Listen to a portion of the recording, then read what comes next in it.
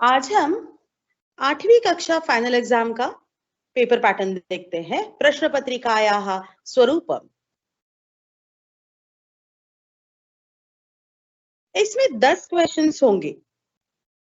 Number 1, पठित गद्यांश that is seen passage.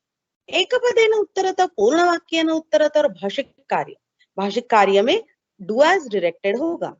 एकपदेन उत्तरतः मींस वहां सिर्फ एक ही शब्द लिखना है और उस वो लिखने के बाद दंड देना है। अगर दंड नहीं दिया तो फिर उसमें से फिर से मार्क्स चले जाएंगे। 1/4 मार्क उसके लिए होगा।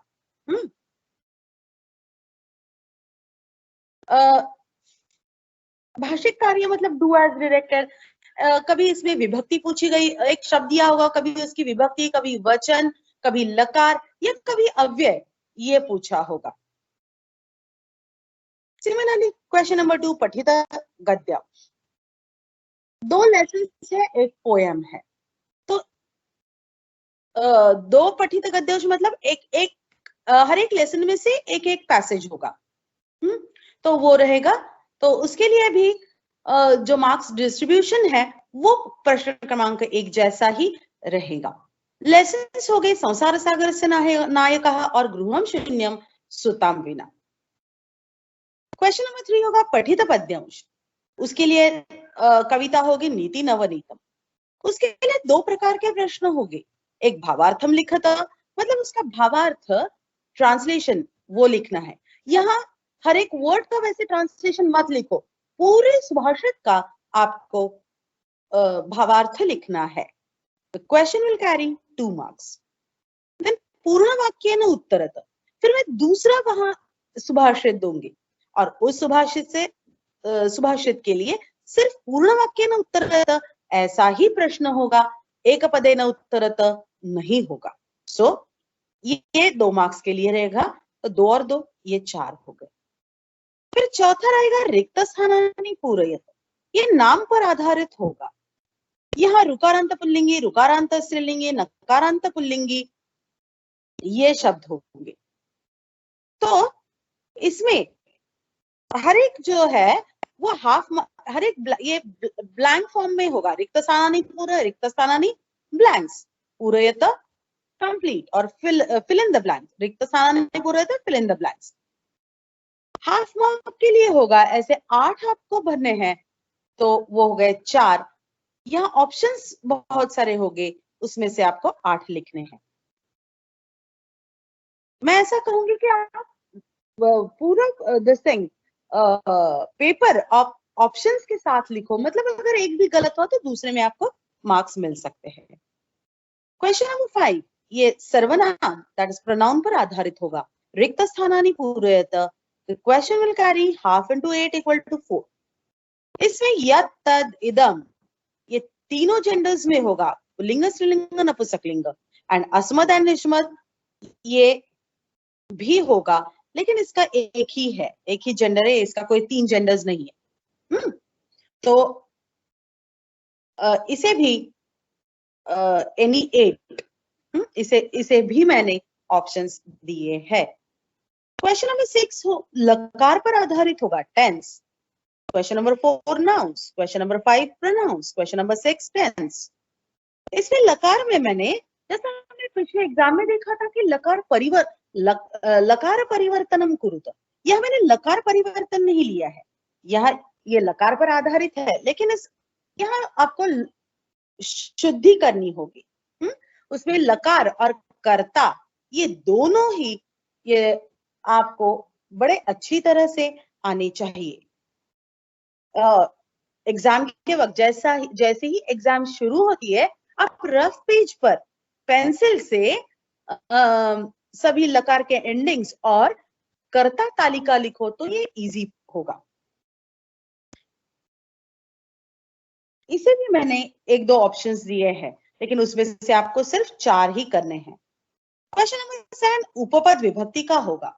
मतलब क्या कि समुचितम विभक्तिम योजयत, एक ब्रैकेट में कोई शब्द दिया होगा और उस शब्द की आपको उचित विभक्ति करनी होगी। एग्जाम में आपको ये वाक्य शुद्धि, उपपद विभक्ति, नाम सर्वनाम ऐसा नहीं रहेगा, सिर्फ रिक्त स्थानानि पूरयत, वाक्य शुद्धिं कुरुत, समुचितं विभक्तिं योजयत, इस तरह के प्रश्न रहेंगे। क्वेश्चन नंबर 8, संख्यानां कृते पदानि लिखत। 75 to 100 इसमें से कोई भी वहां मैंने संख्या दी होगी उसमें से आपको लिखना है। यहाँ भी मैंने ऑप्शंस ज्यादा दिए, उसमें से आपको सिर्फ 4 करने हैं। हर एक संख्या लिखने के लिए उसका पद मतलब वो वर्ड्स में लिखना है, उसके लिए 1 मार्क होगा। क्वेश्चन नंबर 9, अनुवादम कुरुत। अनुवाद के लिए यहाँ सेंटेंसेस रहेंगे।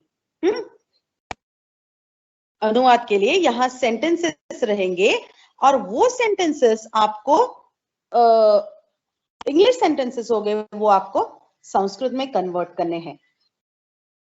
इसे भी एक 6 में से आपको 4 लिखने हैं। पत्र लेखन, नेक्स्ट क्वेश्चन इज पत्र लेखन। वो रहेगा कि रिक्त स्थानानि पूरयत, फिल इन द ब्लैंक्स। पत्र में आपको सिर्फ फिल इन द ब्लैंक्स यही करना है।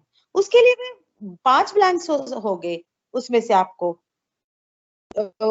4 करने हैं, तो 1 into 4 = 4। लेकिन फिर से मैं कहूंगी कि आप 5 है तो 5 लिखो, मतलब अगर एक वगैरह एक रॉन्ग हो गया तो बाकी के 4 को आपको मार्क्स मिल जाएंगे।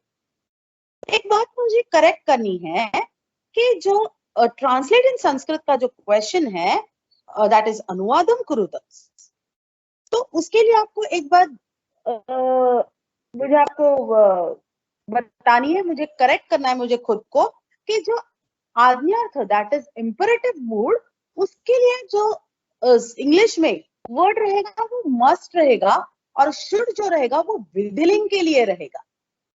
आई रिपीट, आज्ञार्थ दैट इज लोट लकार, इसके लिए जो इंग्लिश में सेंटेंस रहेगा उसमें मस्ट वर्ड रहेगा क्योंकि वो आज्ञा है, और विधिलिंग लकार के लिए शुड होगा। जिस दिन सिर्फ कुछ 15-16 लोग थे एक्स्ट्रा लेक्चर के लिए, उस दिन ये अनुवादम कुरुता हमने प्रश्न देखा था।